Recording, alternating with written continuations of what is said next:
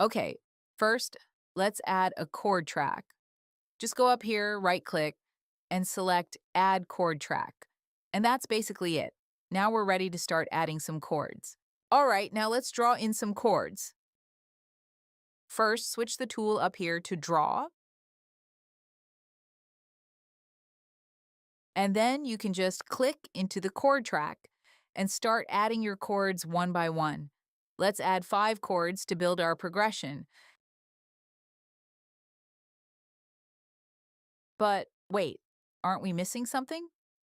Yeah, we don't have an instrument yet. So let's quickly add one. I'm just dragging in a synth from Roland Cloud with a preset I like, and that automatically creates a new instrument track.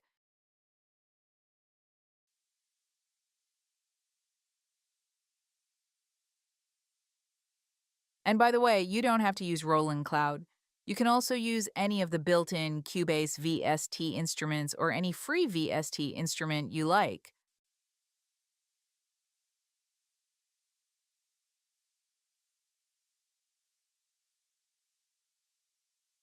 Now, for this to work, we need to assign the instrument to the chord track. Double-click on the first chord, and here we'll choose the first chord manually.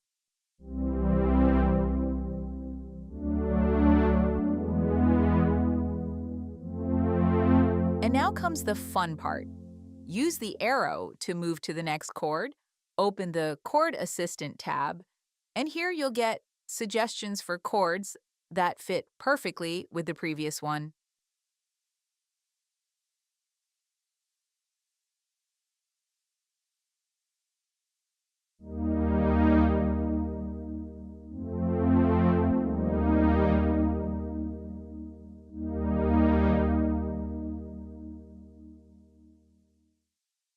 And you just keep going like this. Don't forget, you can always access the chord editor or the chord assistant by simply double-clicking on a chord. Then use the right arrow to move to the next one. And one more important thing, the colors actually tell you how well the chords fit. Green means it fits really well. Yellow is a bit more tension, and red, well, that's even more tension. Unless you're going for something really crazy.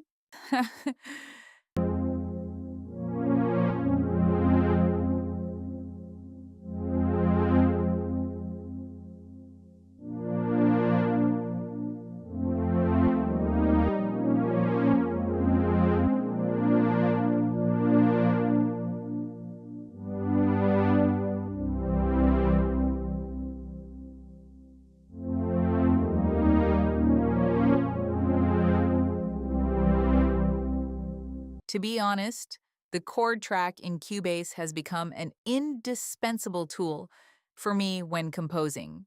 It just makes the whole process so much more fun. I'm already looking forward to the next Cubase video. See you soon.